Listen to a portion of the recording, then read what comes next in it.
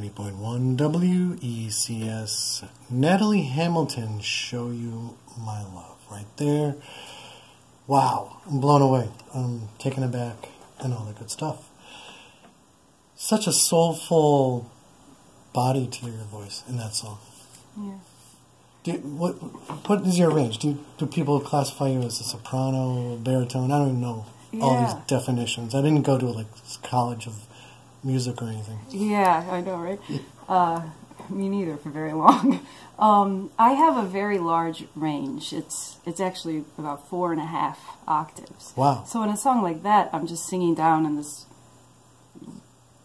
maybe I did an octave and a half or something, I don't know, not much, that's sultry. But I did study with a classical teacher, Madeline Caputo, when I was young, about 12 years old, for about a year. She's an opera singer. Oh, wow. So I learned a lot of that I've carried with me my whole life. So I don't always sing that way, but I can sing, you know, they call it the squillo.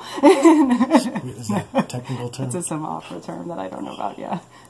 So classical musicians are cringing right now. Wasn't it Freddie Mercury that could do like 4 or 6 octaves or something? He was amazing. I'm sure yeah, absolutely. Could you do like a Queen song? I would love to do a Queen song. Are you kidding me? Scaramouche. Scaramouche, Scaramouche. There you go. Yeah. I love it. I want to hear it on the next album. Okay.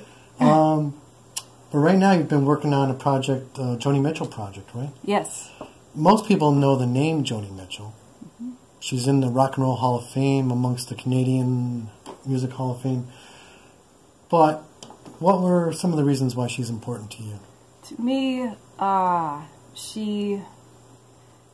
find that her lyrics, they're so truth-telling, and I think as a female and an artist, both of those two things. So I first heard her music, I was about 16 years old, and, you know, at that time, things like fame and the music industry, none of that makes any sense, right? I'm just tuning completely into the raw feeling, emotion, life of whatever her music was giving back. And so I found, I like to call her almost like a friend of spirit, right? I've never met her, I probably never will in my life, but yet her music has guided me in a lot of ways. And so something just felt right at this point in my life. She's 75 years old this year, and March is Women's History Month, as we know. Yeah. And if you didn't know, you know now.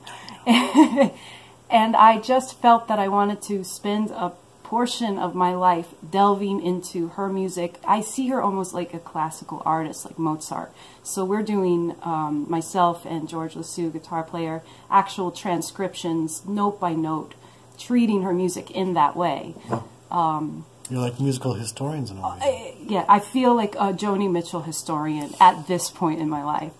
And the gift she gives me is strength to keep going. She has some wonderful lyrics about the music industry and how you just keep, you know, how you just keep surviving as an artist, basically, and a woman. Yeah, I mean, she was amazing. And it's one of those people you feel that most people just don't know enough about her. Yeah. Wikipedia was saying she draws from folk, pop, rock, and jazz. Yeah. Mitchell's songs often reflect social and environmental ideals, as well as her feelings about romance, confusion, disillusionment, and joy. Yeah. That's pretty wide and broad and Yeah. full. So, is something we're going to play today going to be from that project? I don't have anything. How about when you go to Swan, can people see you perform live? I could perform one of hers, yep. I'll be doing the Joni show March 16th at Firehouse 12. I'll also be doing an EP release of my own that evening, so that'll be a good night. Firehouse 12 is in New Haven, right? Yes. So that's March 16th. It's a Saturday. Put it on your calendar now. Yeah. What are some of your more memorable performances so far? Memorable performances. Oh, well, this one. Of course. But you're not performing today. Although nobody would know that if I didn't say that. Sorry. That's true, right? That's the beauty Oh, of the my theater of the mind is radio, and you can just basically say not anything you want, but you can whatever you put over the air, people are going to believe. Yeah, So. this is true. Yeah, she's got her keyboard right here, and it's connected to the board, and you just heard it live. What was I asking? I was asking you memorable performances. Memorable performances. That's an interesting question. I have so many. I'm thinking even I played a gig last night. It's quite memorable. Well, it was only a few hours ago. It was only a few hours ago.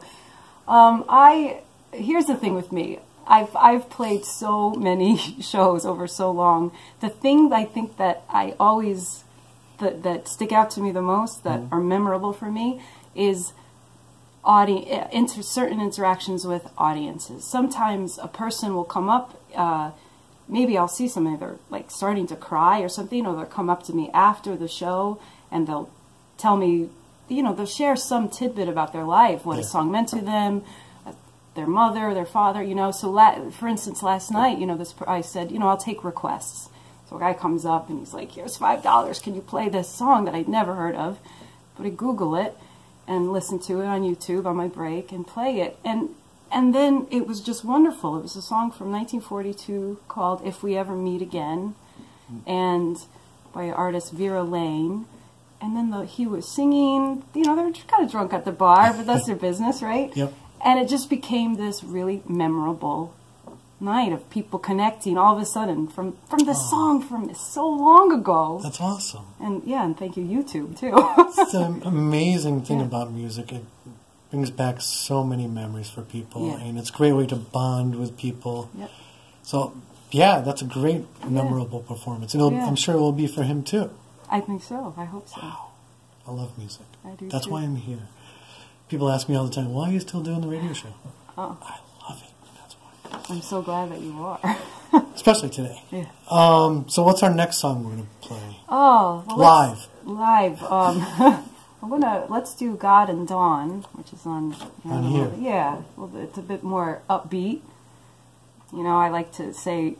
Now, this one you wrote yourself and arranged and all that? Arranged, yep. The guitarist on this is Ted Morcaldi. He did a great job. The song was mixed by Kurt Leon. He also played drums on it. He's in that band Alternate Roots. They're doing pretty good. Sounds familiar. Yeah. And this song, just check it out. All right. God and Dawn. Yeah.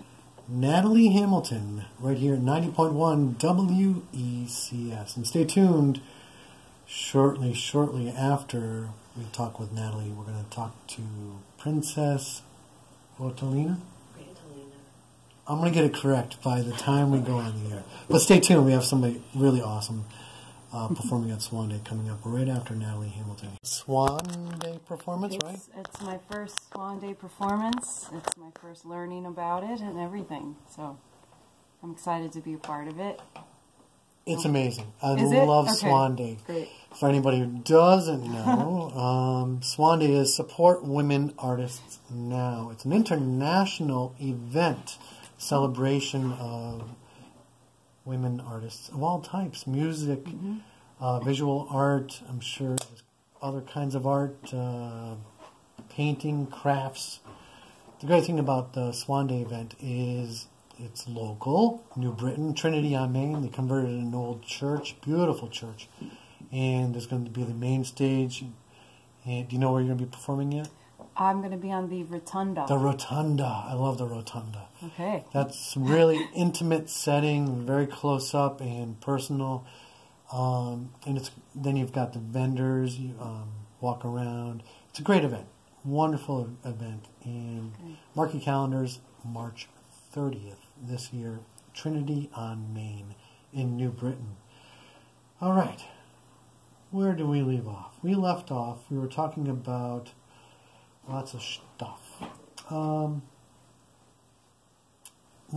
of the things I noted listening to your music is such an angelic voice. We talked about thank you. the wide range. Yes.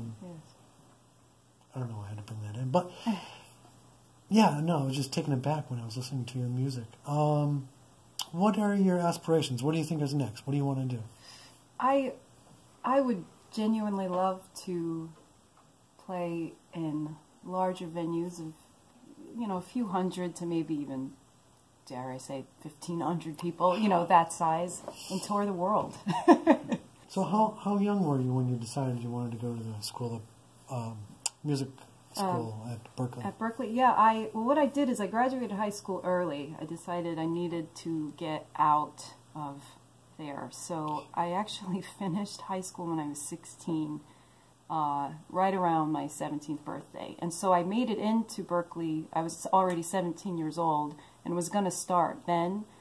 And my mother said, how would you wait a little while? So I waited, whatever it was, another 10 months or something, and then went ahead and went out. So it's the only school I applied to. I knew I wanted to go to Berkeley. I don't know why. I just knew, and I don't regret it for a minute. Okay. And it exposed me to jazz, all different, theories and harmony theories, and just so many people. And what was also wonderful about it is while I was there, I was able to take classes at Boston Conservatory in the musical theater department. Wow. So for a brief period of time, I was just so immersed in all things, all different sounds, all different genres, all different aspects of music. And I loved it. And then I moved to New York City, and, wow. And things. What was that like?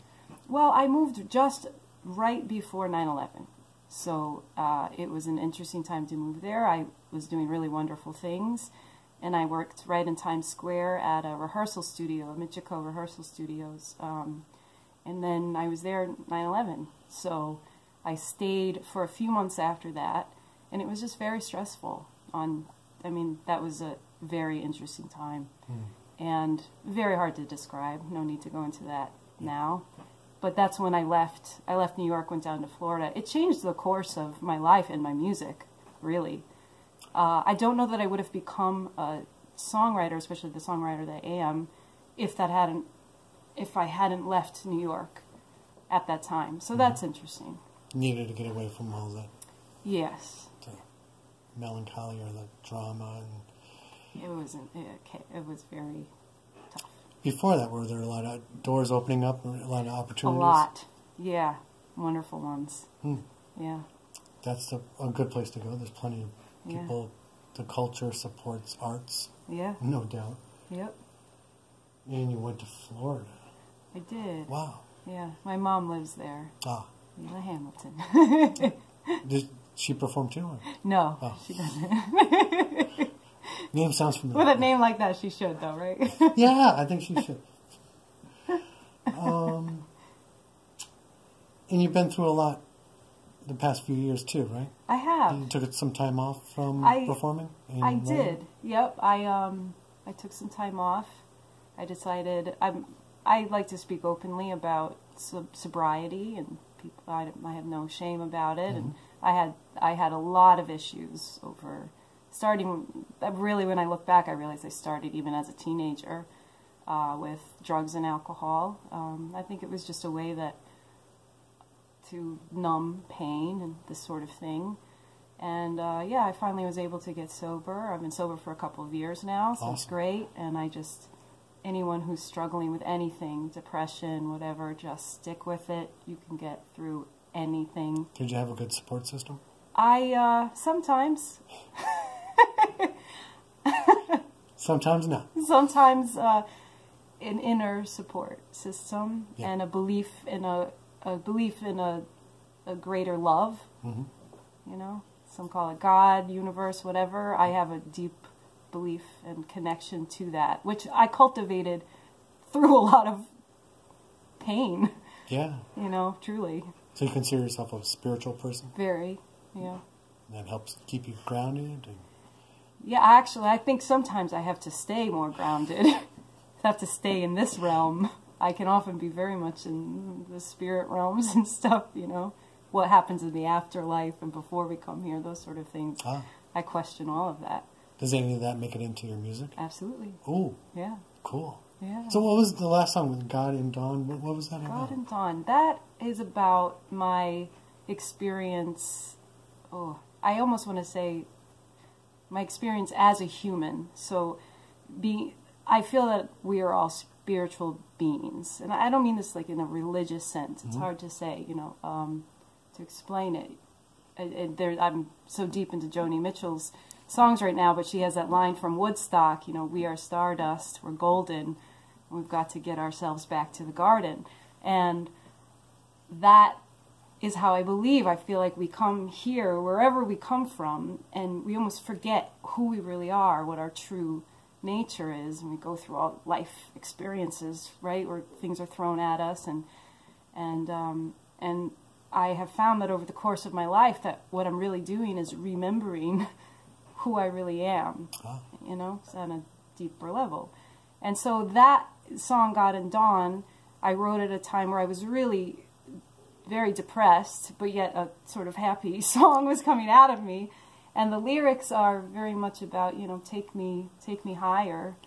And this understanding that at some point, I think if you go through such difficult things in life, you know that nothing can break you except God itself, or whatever, the universe, and that the universe won't. At the end of the day, I think everything is here to help you on your journey, to a peaceful, loving self.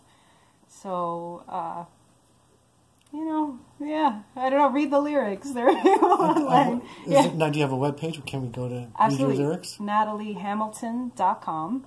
That's easy to remember. Yeah. And, I have songs available there and on Spotify. Sorry. They're not with you, are they? We were missing a guitarist. Go get him. We see a guitarist walking down the hallway. We're like, wait, come and play a song. Oops. All right. Yeah. Natalie Hamilton, this is your first performance as a swan. Yes. I can't wait to see you. And you're performing in New Haven on March 16th. Yes. At Firehouse 12. Yep. Have you been there before? I have. I've performed there before. It's a wonderful venue. And I'll also be releasing a new EP. Oh! None of that music you've heard today, so... Get out. Yeah. Yeah. Plus you got the Joni Mitchell project. Wasn't there something about you writing a musical or something? I have written 2 musicals. My goodness. But listen, none of them... Musicals are rewritten, not written. So I have, I have the 2 books with a lot of music and characters and everything that I would love... If there's any investors out there, Yeah. to get into the workshopping process, let me know. Wow, you never know. Yeah. They could be out there right now. They could be around the corner from this building saying, I wish I had somebody I could invest in. Yeah. Yep. Natalie Hamilton, thank you very much for coming down. Thank you. Appreciate it. And I can't wait to hear you perform live at Swan Day. Yes. What are we going to play now? We are going to play a song called Red Ball Rising. This track, the last track on the album called Red Ball Rising, which was released in 2011. And this song, I want to just tell you, I dreamt it. I woke up out of a sleep at 4:30 in the morning. Wow. The song was completely written. Everything. All I had to do was sit down and figure out that it was... No, I'm not kidding. I've heard people say that before. So this is how I know there's more. I can't even remember any dream I've ever had. It's 100%. The only thing I had to figure out was it was in 5/4 time. So this song is in 5. And that took me a half a second to realize. Now how do you convert as soon as I did that, I wrote it and I went back to bed. Get out! Yeah. You Easiest are song. Amazing. Natalie Hamilton, Yeah. Thank you so much for coming Thank down. you so much. March, I almost said September 30th. March 30th, Swan Day. Trinity-on-Main in New Britain. Make sure you head down there and see Natalie Hamilton in the Rotunda.